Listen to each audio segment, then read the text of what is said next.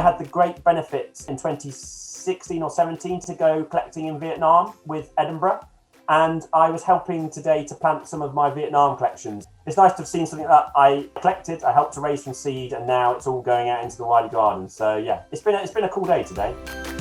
I mean, Stopelia was a great fun plant for me when I said Auntie Patty came round on Sunday afternoon and I said, you must come and smell this. You horrible child, she said. But that's the beauty of it. And we always say about the horrible smelling stuff is, people go, oh, that smells horrible. They always come back for a second smell. It's sort of an addictive process, isn't it?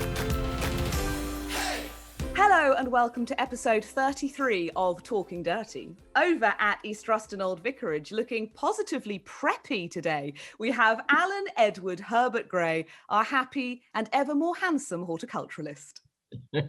So she says. Well, way down in Cambridgeshire, we have Thordis Maria Sophia Fridriksson. Oh my God. I have to say, your smile just lights the place up, Thordis. It's absolutely delightful. And it's probably something to do with the guy that we've got on with us today, because he's a kind of a happy guy himself, I think. Well, he is. He's also really not very far away from me, also in Cambridgeshire. We have got a guy commonly known as Mr. Snowdrop. He is a brilliant plant breeder, the man behind Monksilver Nursery, Joe Sharman. Welcome to the podcast.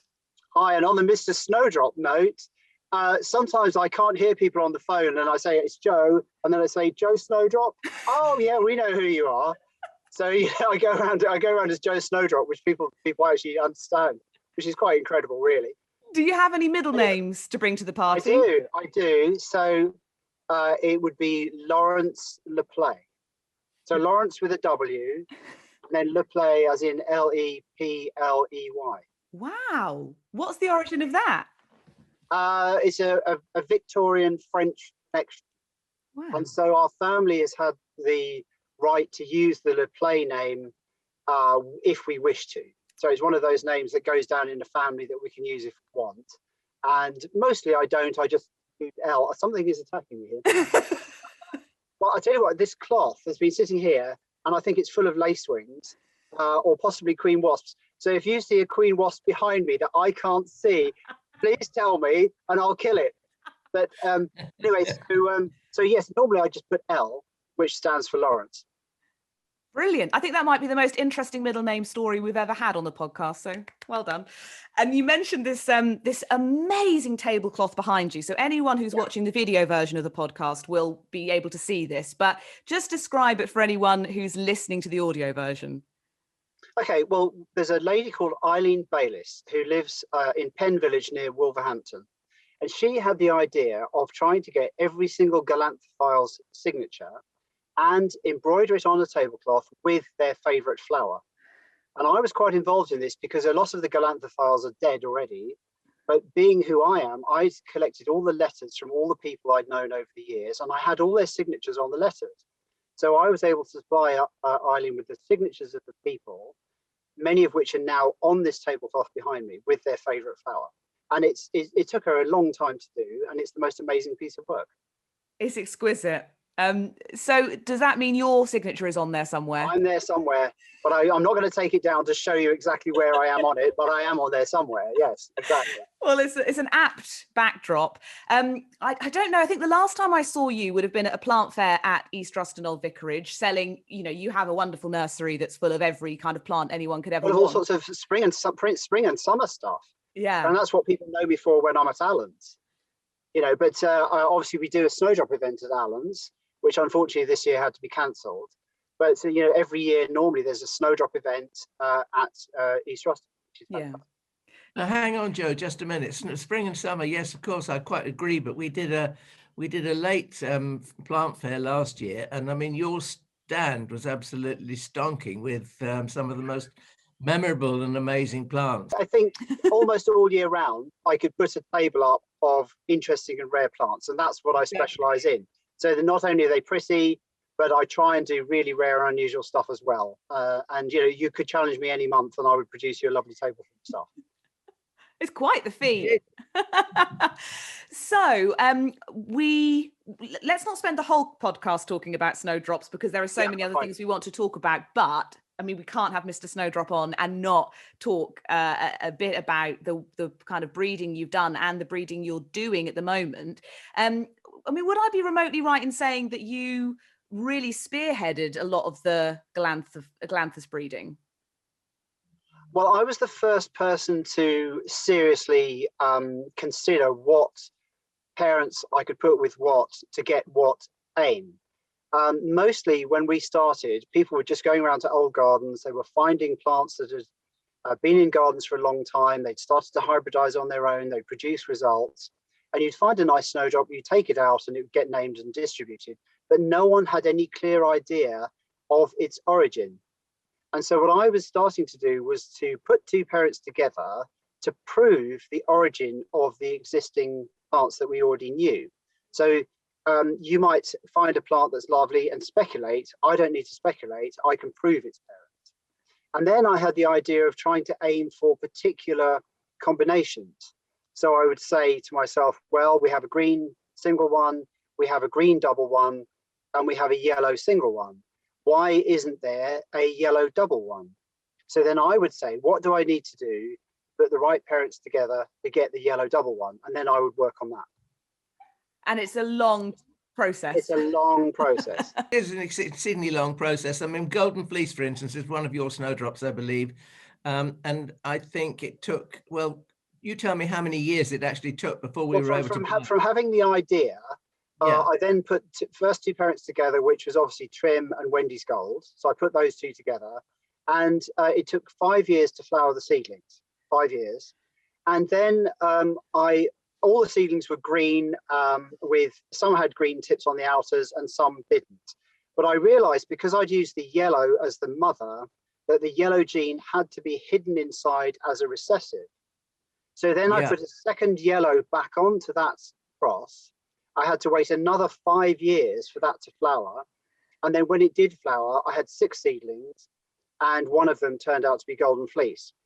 The year after that, I repeated the cross with more parents, and I actually ended up with 120, which I've then planted out. And they're a mixture of normal greens, normal yellows, green tip greens, and yellow tip yellows. And from that population, I'm now able to select interesting things. And of course, they are now crossing back with each other naturally to produce even more interesting things. So it took me 10 years to create the plants.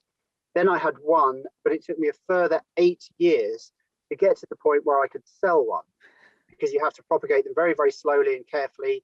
So 8 years to produce enough to sell one. So a total of 18 years together. It's quite a long time. Joe, you've got to live forever, I have to tell you, because there's so many exciting things that I know that, you get little wisps of rumors of various colors and influences and things like that. There's so many things happening. You really have got to live forever because it's 18 years.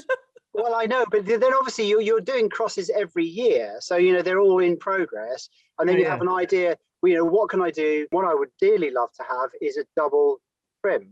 That is, it's green tips all the way around on the outers and the inners, but anything up to 20 or 30 petals. I really would love to be the first person to do that. I now know how to do that. I'm doing the crosses every year to do that, but I'm still waiting. I have to be patient. It's a long and slow game. You have to be patient. Well, can I tempt you, possibly, to tempt us with a little, shall we say, forecast, a pretty certain forecast of what we might look forward to, let's just say in the next 5 to 10 years. Okay, well, let me tell you where I'm going at the moment. So where I'm going at the moment, there's a snowdrop that's called Blonde Inge. And people have grown Blonde Inge for a long time. Not really, it's pretty, it's yellowish, whatever. No one actually realized that the genetic combination that's in Blonde Inge will be transmitted to its seedlings. Okay. So the genes will move over, and when it crosses with another plant, a proportion of those plants will have the same character as Blonde Inge. And so I'm starting to try and create, and I am creating, I've got seedlings flowering already, which I'm not going to show you the photos of because I don't want to get too excited, where I've crossed that with snowdrops that are completely green, outside and inside.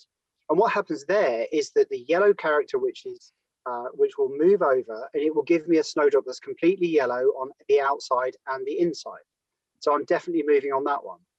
The other area which I'm working on, which I'm going to show you because I've got one here waiting, is the snowdrops which have got an apricot or orange tint to them. And I first noticed many, many years ago in a population in an old garden, a couple of plants that had the faintest, merest, faintest suggestion of the fact that they might be a colour that wasn't white, little shading of apricot. So me being me, I then would cross those two together, and then I choose the best seedlings from that, and then I cross those two together again and get the best seedlings from that. And I've been selecting to get more and more and more better orange flowers. Now, if you're looking with the naked eye and your eye is not tuned, sometimes you can see this plant not actually realize, but what you need to do is see it next to a white one. So if I, for instance, I go and get two plants outside and then wave them in front, and then you'll see a clear white one and you'll see an orange one. Yes. Bear with me. You see, this is what's so exciting, isn't it? But I remember seeing this. I remember doing this thing with you before, Joe. Yeah. Actually, you had one when you came to East Ruston with a slight apricot and a little tiniest amount of shading, if you like. I couldn't see it until you put it next to a white one. Yeah. Well, the thing is, what I've got here is E.A Bowles, which is a populiform. So all 6 petals are white and the same length. It's a good, clean white, a very nice white. And then I've got one of my orange seedlings, which I don't know whether this light is showing it or not. It probably isn't, is it? You may not be able to see it via Zoom. I think it looks slightly different. We might need a photograph. So let me show you the inside, because when you look inside, the orange colour is much stronger. So if you look in there, can you see the orangey colour in the middle? You can see a bit of a blush. But you see, this is, if I photograph this plant on its own, the camera is automatically readjusting the colour to become white, because the camera sort of thinks, oh, it's a snowdrop, it needs to be white. So the camera is balancing the colour, and it's only when you put the white and the orange together that you can really, you can see that difference. But as I say, the technology we're using at the moment may not be able to do it. And Alan, I'm sure you'd love to, actually see a plant in the flesh, because you really would get it. Yes, and want one. Yeah, of course. Yeah. Well, unfortunately, we sold out for this season. So, and because of the way I'm doing it, I'm not doing it. I'm doing some as clones. That is to say, I'm reproducing them using propagation methods in that way. But I'm also growing it from seed on a regular basis and hybridizing and crossing from seed. So I'm creating it more as a race or a strain than an actual variety. So that means that I'll only be selling the best ones, the ones that are the most orange color, whether they be clones or whether they be seedlings. As someone who is famed for loving orange and increasingly loves snowdrops, bringing the two together is a joyful thing indeed. I know that you've gathered together lots of show and tell. What other things have you got to tempt us with? Well, the other things I've got a few little plants here. Oh, there are some exciting things flashing past the camera at the moment. Well, hopefully so. I might have to shout at somebody in a minute to get me some more. So here we have a double aconite. Oh, that's nice. And this is one that turned up at Anglesey Abbey many, many years ago. And it turned up with a guy called Noël Ayres, who was the gardener there in the 50s and 60s. And he found this plant and realized it was unusual and decided to hide it in one little corner of the garden, which is what he did.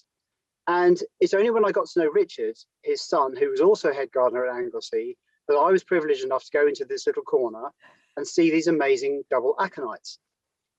And I managed to persuade Richard to give me some, of course. I can be persuasive, I hope. Then I got it, and then I started to propagate it. Then I figured out how to do it, how to make it more of it. Could you grow it from seed? Well, yes, you could. Could you do it from division? Well, yes, you could. And then I worked and worked and worked until I was able to start selling it. I also was the person who put it up for award at the RHS Halls many years ago as well. So now this plant is well and truly established in gardens. But this is one of the first doubles that was known. And you can see, if you look individually in the flower, they're yellow and green with stripes. You can just see possibly the yellow and green stripes there. What's that one called? This is Noël Ayres.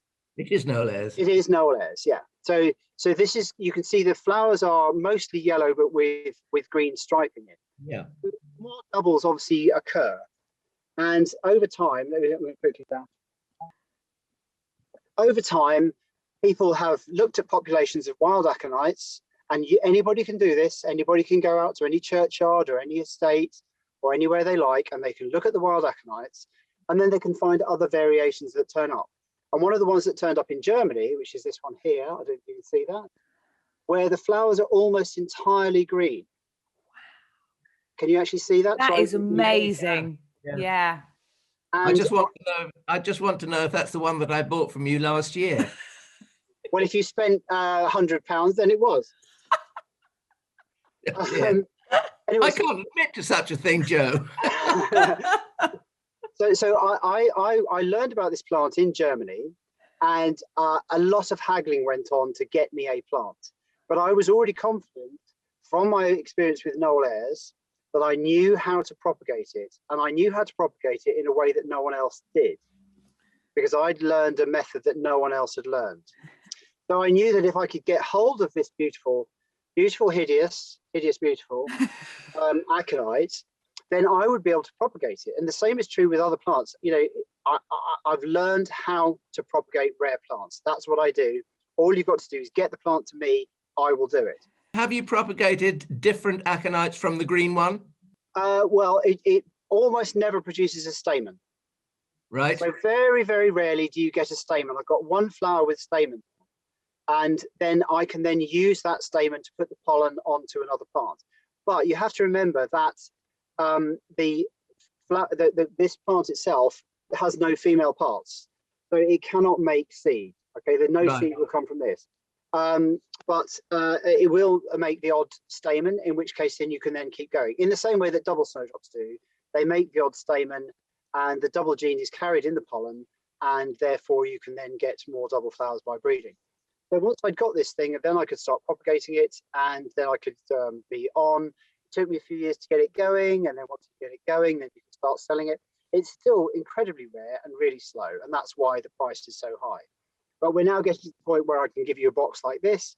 You can see how many flowers are in there. And, you know, I might have anything 10, 20 boxes looking like this. And what's that one called? This is called, I hope your German's good, Andenken an, which means in memory of. And then the person's name is Johannes, which is easy, because that's just John. And his surname is Raschka. So Andenken an Johannes Raschka. Wow. Okay. So that's a horrible name, and I'm always having a slight campaign, you know, on my European neighbours to just use an international name. It doesn't have to be a name that isn't German. It just has to be a name that will move from one country to another. And some of them take this on board, and some of them don't. So we have one person who wants to name a snowdrop. He wants to call it Wachtmeister Dimpfelposter. Well, it's a nightmare to spell. It's a nightmare to write on a label, and no one's going to buy a plant called Wachtmeister Dimpfelposter. They're just not going to buy it, are they? Whereas if it's called Anita or Thordis or Alan, people are going to buy it. You know? Right. And they're going to remember it. They're going to remember it. Yeah, exactly. Because when you have a plant that's called Alan Gray, you have got a person in your head every time you look at the plant. Like when I look at this one, which was Noël Ayres, I have a person in my head every single time. And snowdrops and rare plants are like that. You're carrying the memory of the plantsman as well as growing the plant. But Joe, you have a lot of plants that you actually that are named after famous gardeners of, shall we say, yesteryear? Yes.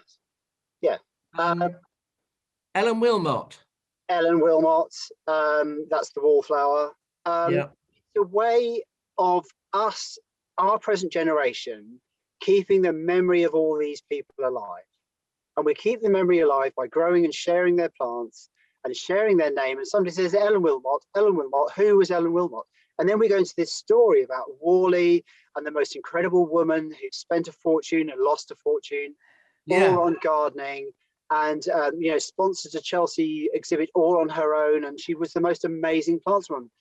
And for people that don't know her, she gardened at Worley Place in Essex, which is East Anglia. Yeah, each name is a book, and you open the book, and suddenly you find out about this person. You find E.A Bowles, so I showed you E.A Bowles. There's a huge story behind him, but you can't know the story. You have to look at the plant and suddenly start the question: who was this person? You know, who is this person that is being commemorated by this plant? And you know, so Alan, when's your plant? When are you going to get a plant for you? I have no idea. Because I'll chuck it over to you, Joe. Well, East Ruston hasn't named very many, has it? No. You have a wallflower. We have a wallflower. You've got your holly. Oh, what's the holly? I don't know that, do I? Oh, the holly. There's a golden holly which is called East Ruston Gold. Right. Okay. It's a seedling that we found here which has golden berries. Yeah. And Susan Andrews came up and she actually went and looked at it and she took it away and said, yes, we will name it East Ruston Gold. Well, I think you should name a plant Alan Gray because I want to buy it. You want to buy it? I want to buy lots.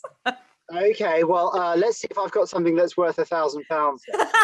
Yes, come on, yay! And then we can do some money transfers from. Well, anything that's named Alan Gray has got to be very special and expensive.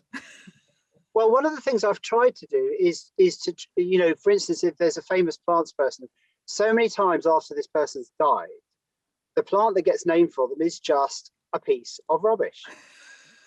And so people like me and others will try and make sure that we've got a really nice plant named for us while we're still alive. So, you know, I've got a really good snowdrop called Joe Sharman. You know, we've named plants for each other while we're still alive, because, as I say, the number of plants that have been named for people after they've died, because people rush to name things without judging whether it's a good plant or a distinct plant or a really good quality plant. So if you can do that while you're still alive. So Alan, you need to choose a really nice plant that you've created or you've found, and then you can have your name on it. Your garden's so big. Yeah, there must be seedlings turning up all the time. Yes, there are. I mean, I'm quite excited because, well, as you know, you came to my garden before we used to do snowdrop days. And I said, well, I really haven't got that many snowdrops. And you went for a quick sort of twinkle around the garden. And then we found that there was something like 60 or 80 varieties. Yeah. Well, I think that's fourfold that now. Yeah. And, you know, and they are now producing seedlings. Well, I don't do complicated plant breeding such as Mr. Joe Sharman does, Mr. Snowdrop. I just wait to see if something happens. So if something happens, then it would be wonderful. But if it doesn't, then I'm not going to make it happen. But no. If I get a good enough plant I like well enough, I'll run it past you and see what you say. But I mean, think about the diversity you have. I mean, you've got fuchsias, you've got all the herbaceous plants, you've got all those lovely tender plants in the walled garden. You've got so many different plants in your garden. The probability that something nice is going to turn up should be really high. Yes. And so, you know, it's just keeping your eyes open, and, you know, it could be a sport on a branch of a tree. It could be absolutely anywhere. It's just keeping your eyes open. And Joe, you just provided me with the most wonderful excuse for my garden not being overly tidy. No, correct. Absolutely correct. No, let me tell you. Let me tell you about this. The nurseries that are really tidy do not produce new plants. Yeah, quite. And the nurseries that are a bit of a mess with seeds going on all over the place and a bit chaotic, they're the ones that produce plants, because things are allowed to grow and hybridize and do their stuff. And if you're too clean and too tidy, you won't get new plants. I do like this free pass for untidiness, my kind of gardening. And it's interesting to see the Aconites, because there's an acceptance of the breeding work that's gone into snowdrops and the fact that snowdrops can cost a phenomenal amount of money. Whether people realize that the same thing is happening with Aconites, I don't know, but they are becoming something that people are willing to splash a lot of cash on. Well, we sell a variety that went recently on eBay for over £200. But, you know, so I am breeding with Aconites, but I find them more difficult than snowdrops to get the two characters together that I need. Firstly, there's a limited range of characters. So you've only got sort of creams, oranges, yellows, greens, and singles and doubles. So the range of characters is much smaller to play with to start with. But then you've got to keep pushing the boundaries. I've got a lovely split petaled aconite, which I'm now trying to get in all sorts of different colours, but it's a slow process. It's like breeding the celandines. When I started working on the celandines, the the first cross I did, I realized I'd got the genes across, but none of the plants were doing what I wanted. So I planted them in a corner and let them stew. And it took 13 years before I got the first one that was doing what I wanted. But once I'd done the experiment once, then I knew how to go a bit faster. So the next crosses I did, it only took me 4 years to get the new one, because I learned how to go faster. And it's a learning game. You have to play and mess and put things together, see what happens, and then you learn from what you've done, and you go on and you get faster and faster and more targeted at where you're going. Oh, do you know my favourite? Go on. I don't know whether it's one of yours or not, but it's a favourite of mine, and it's partly the name that does it. It's called Double Mud. Double Mud turned up at RHS Wisley Garden in Bowles Corner, and it was one of the plants that was rescued from E.A. Bowles' garden. And what a pedigree. Yeah, a good pedigree, fantastic pedigree. It was a whole series of plants was rescued from Bowles' garden after he died, and they were all planted in one corner at Wisley, and Double Mud was one of those. So it's good, got a good pedigree. Yeah. Behind the scenes, we thought we would just stop recording and go and get some Celandines, seeing as we were talking about them. So Joe's done a quick scurry away onto the nursery. So what have you brought? Well, what I've done is I've brought some of the parents that I used to create the doubles that I made. And this, yeah, I know, you can't see a thing. It's a variety called double bronze. So double bronze has got yellow on the front and a curious sort of orangey brown on the back. And the thing that set me off was I realized that this thing had started to seed in my garden, and a proportion of the seedlings were single and a proportion of the seedlings were double. So I realized then that actually the double gene could be passed on to the progeny. So then I started crossing as I do, and I turned up with a series of double oranges. Let's see if we can get in this right place. Can you see that? Yeah. Yeah. So it's a double orange with red back. So using double bronze with something as simple as Aurantiarchus gave me this double orange one. And I've got a series of 6 different double oranges, but they're all green leaves. So then I thought, well, instead of using a green leaf variety, why don't I use a purple leaf variety? So I got myself a beautiful purple leaved one like this. And there's a variety called Copper Knob, which is purple leaved and orange flowered. And then I crossed that with double bronze. And I came up with a variety that I've called Jacqueline, which is the most amazing purple leaves with really rich double orange flowers. Well, that's fantastic. And then I've created a whole series with purple leaves and double cream flowers using double mud, the double mud that we talked about earlier. Yeah. And where I'm going next is, if you can imagine, there's a set series of colors. So we've got yellow, we've got cream, and we've got orange. So that's 3 colors. So what I started to work on, I asked myself the question, why am I not getting colors that are intermediate between those 3 colors? So then I started to do my crosses with doubles to try and get the colors that are between those other colors. And so the first one I've got here, I called Nicole, and she is a color that's halfway between the cream and the yellow. And I'm now working on colors which are going to be halfway between the orange and the cream, but all still double. So once you understand, then you can really start moving and working and creating new stuff. But you just can I just ask something? If one has these Celandines with let's say double orange with bronze foliage, if you actually had them in your garden, do they seed around? And if so, the progeny come? Will they all have bronze leaves or not? Okay, so most of the doubles, I would say certainly over half the flowers, and possibly more than half, are totally sterile. Right. So there's no functional parts in the middle. But a small proportion of the flowers will have stamens, and they will have the female parts, the carpels. So you have to hunt through the flowers and you have to find the ones with the stamens and with the fertile female parts, so you can then move the pollen over.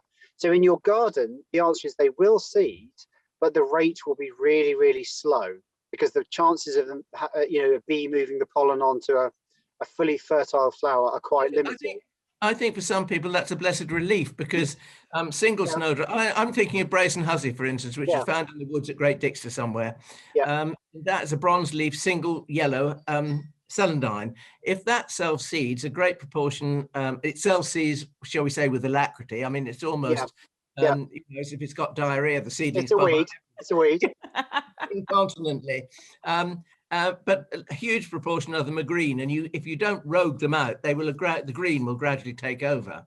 Yeah, this is why there's a tremendous advantage to the doubles, because they don't seed in the same way, so that they will only reproduce from bulbils.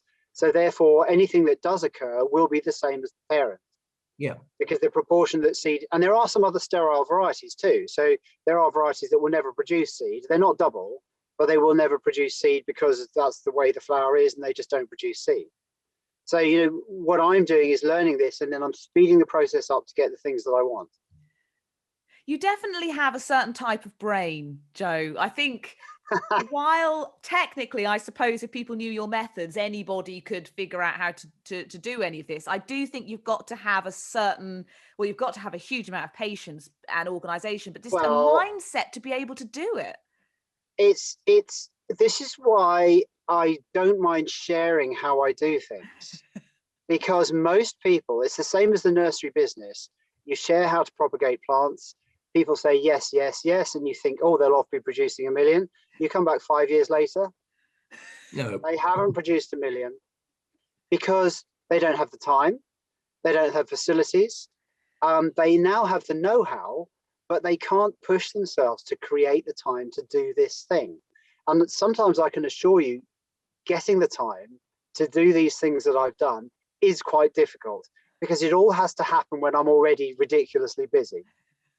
So pushing myself to make the time to do these things is one of the hardest bits. And we all have busy lives. We all want to do this, that, and the other. And somehow, the idea of getting pollen from one plant and putting it on another plant isn't on the top of people's list. They've got other things to do. And I really sometimes have to really push myself to actually do it. But once I've done it, the results are so amazing.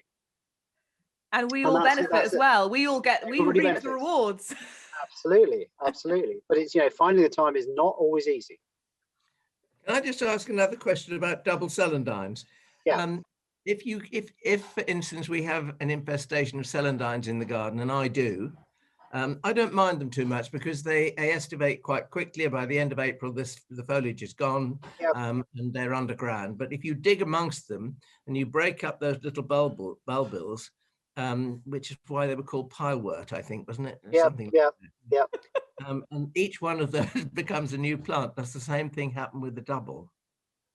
Well, the little tubers that break off, yes, of course. Each one will become it, but at least it's more pretty. But I mean, some people don't mind, because you say they come up, they really pretty, beautiful, very cheery, and then they go away again. Yeah, they're very poor competition, so they don't squash other plants, kill other plants. They're not a negative companion in the garden. No, I mean, they're absolutely fabulous for early understory planting.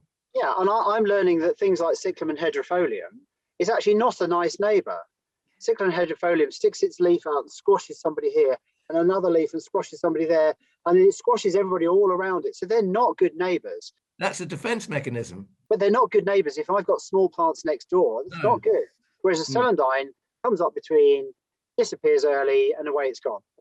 Do you have any other bits and bobs of show and tell, or have we exhausted your plant material? Well, another area I'm very, very interested in is arum.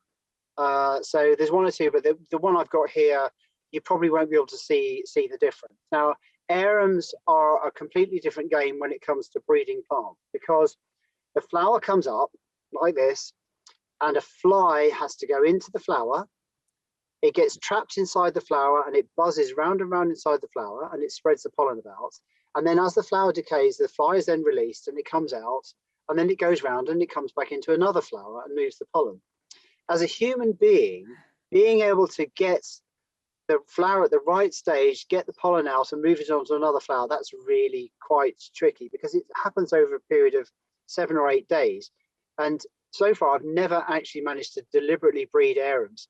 And the only way you can do it really is by putting the two parents together and letting the flies get on with the job. And that's how some people breed snowdrops. They put the two parents together and then they let the nature do it. But so with arums, it's a much more of a challenge. And what are you trying to breed with the arums, Joe? do you know the arum that's called Monksilver? You know the arum that's called Monksilver? Yes. Yes, which you grow. Yeah. Yeah. It's a really fantastic, strong, vigorous, silver-leaved variety of arum. Yeah. Well, there's several of us are trying to put that combination with the purple spotting. So we've got a really good silver leaf with purple spotting. And so I've now put the two parents together and all I have to do is wait. But we've got two friends in Germany, one up in Hamburg and one who's near Cologne. And the two of them, just letting nature do its thing, have managed to turn up seedlings, which are the most amazing silver, as Monksilver is, but with purple spots as well. So there are combinations out there that haven't yet occurred. But as I say, the breeding is much more tricky because of this whole business of having to be a fly, and I'm not a fly. And I can't do this for 3 hours inside a plant. You know, that's just how it goes.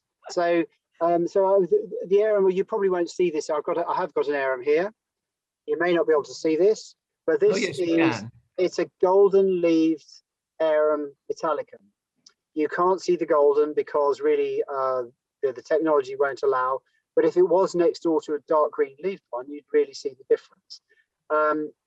And so these are things that are much more likely to be selections from what's occurred in your garden as opposed to being deliberate crosses. And that's just the way it goes. And what's the name of that one? Anne McNabb. So that's Arum Anne McNabb, and I'm just about to...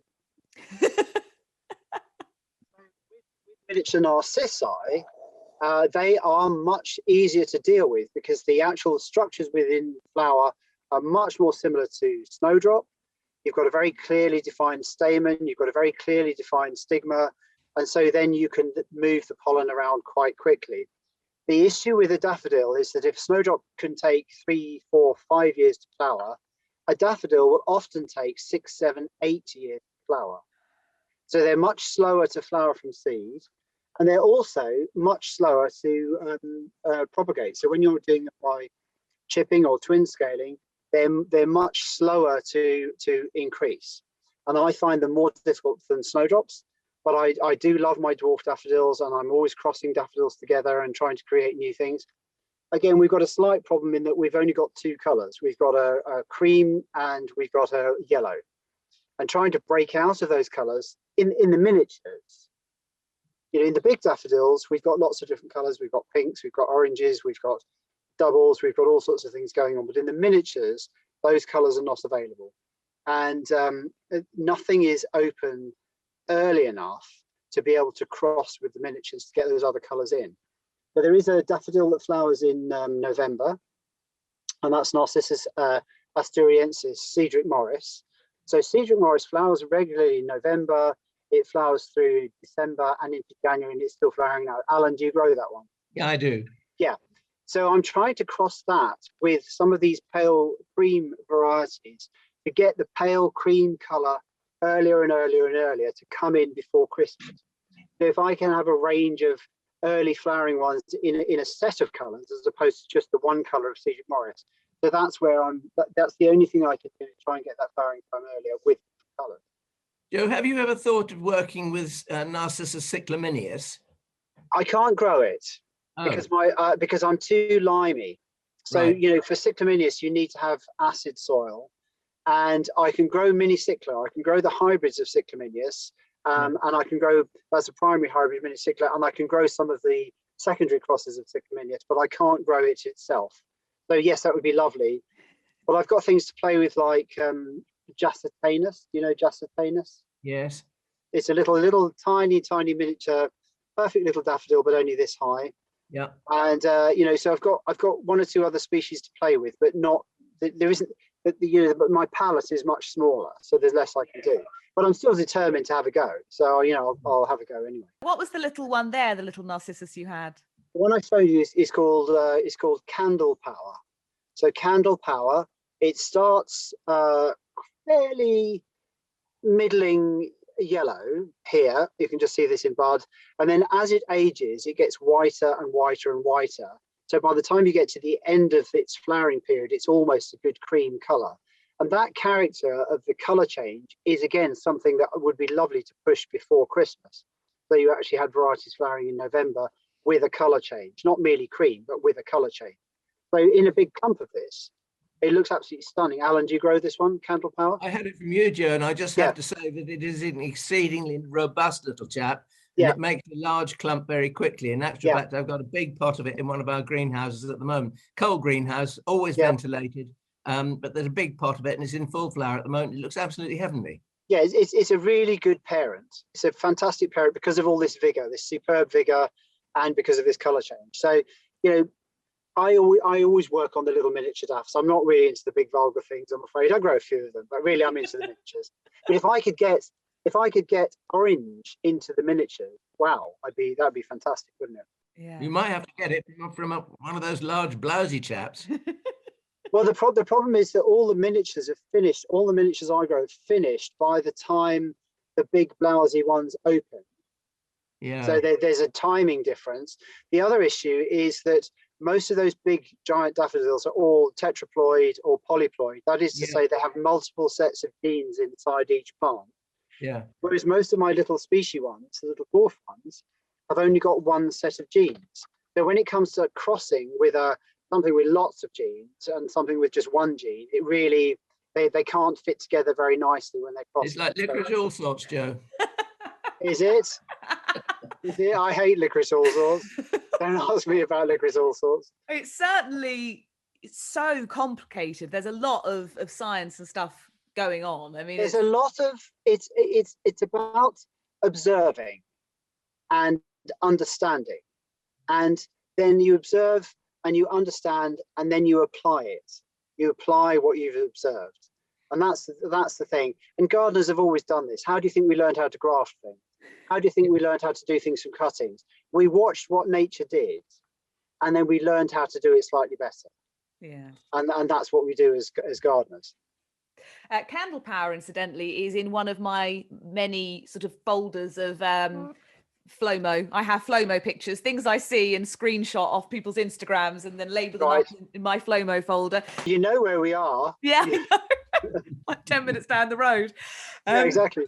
So if anyone does come round your nursery, it's certainly, they're going to come away with a long Flomo list. Flomo, of course, being our term for the fear of missing out you get about plants that you see and want to grow. It might be in a magazine, on social media, in someone's garden, at a nursery. In fact, my Flomo, one of my many, came when I visited you. I think it was the very end of October last year when we were allowed to do things like go to nurseries.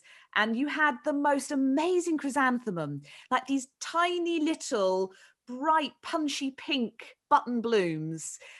Julie Peterson. Julie Peterson. Oh, what it's new to me, and it's tiny little flowers, but it's such a vibrant colour. Well, the most amazing colour, isn't it? Yeah. It's wonderful. Yeah. Where did that come from? When it came to me, I went over and gave a lecture at the Hardy Plant Western Counties, which they meet over near Pershore in Worcestershire. And one of the people, they have a little plant sales table, but this wasn't from the sales table. It was from a guy who I know very well, who's a really good plantsman. And he just said, here, just try this. So he'd obviously grown it and realized how fantastic it was. And plants people are like that. They will share nice things around amongst themselves, because that's what we do. We're about the joy and the beauty of plants, aren't we? That's what we absolutely, because that's how I got Julia Peterson. We've grown it for years in the garden here, and I mean it is. Yeah. And we have a very small ball dahlia of the same color called Rococo. Right. Like little pointillist spots of color that just zing. Absolutely fantastic, and it is a really, really lovely thing. So that's your Flomo, Thunder. It is. Joe, what have you got? Have I now got to make a list of all the things you want? No, just one will do. If you can restrict yourself to one, or we might allow 2 or 3. What plants I'm really looking for? Okay, so I'm really looking for a yellow berried butcher's broom. So yellow-berried britches broom was known to the Victorians, and it was widely grown. It was written about. It must be in an old garden somewhere. It must still be there somewhere. And a friend of mine worked out where it had come from, and it was found in a little tiny population in one particular parish in Berkshire. And so I went to this parish and I found a population of butcher's broom that was mostly, when you see butcher's broom in the wild, it's all exactly the same. It's pretty much similar. There's no variation whatsoever. And I found a little population with an enormous amount of variation. I've been down there 4 years running, and I've collected seed from this population, and I'm growing the seed on and planting it out in the hopes that I will get my yellow-berried Ruscus. The last time anybody admitted to having this plant was in America. So there was in the 1990s, somebody produced, like the plant, we have the plant finder over here that tells you what plants to buy from where. Somebody did one from America, and it was listed there. So it could be there, but trying to A, find it, and then B, get it out of America would be really difficult. So, I'm really looking for a yellow-berried, the Latin is Ruscus aculeatus, but yellow-berried butcher's broom. I'm looking for that. I think I've already told you, I would love to be the first person to breed a double trim, which is a snowdrop with green all the way around on all of the petals and double. I'd love to be the first person to do that. So those are the things I'm kind of looking for. That's what you want. And that is real commitment. That is greater commitment than most of us with our Flomo, where we just, put it into a search engine and buy it from somebody. Alan, what's your Flomo this week? Well, again, it's a berry theme in actual fact, because I'm intrigued by the fact that this could be fiction, I'm not sure, but I have heard that in Northern Ireland there was an account of a white-berried holly some years ago. At the moment, I don't think there is a white-berried holly anywhere in existence. And I wonder if, like Joe's butcher's broom, there could be one languishing in a hedgerow or an old garden somewhere in that part of the world. And I just would love to have a holly with white berries. Ooh. Oh, okay. Well, now on that front, I was told of a holly with white berries in Norfolk. Well, it's not in my garden, Joe. No. Anyway, so we went off to look, and what we found was that they were actually very pale yellow. Yeah. And we found a wood where all of the hollies, and there were quite a lot of hollies in this wood, none of them were red. They were all variations on yellows, oranges, peachy colours. And I have propagated all of the different clones that were in that wood. And somebody who's got a big garden in North Norfolk who would like to plant out some of these lovely berry colours. And do you know anybody who might have a big garden in North Norfolk? I know somebody that's doing kind of an understory in a very light woodland area where hollies would grow beautifully. But the thing is, if you had three of each, and you throw them on, then you'll see what I'm talking about, because some of them have got very spiny leaves, some have got very entire leaves. Yeah. Some of them are yellow with just a shading, a blush of pink in them. One of them is the most amazing peachy colour. I've propagated all of them, but there wasn't a white one. But it was fascinating to find a wood of different coloured ones. That would be fantastic. Put me down, reserve them for me, please, and we'll talk terms later.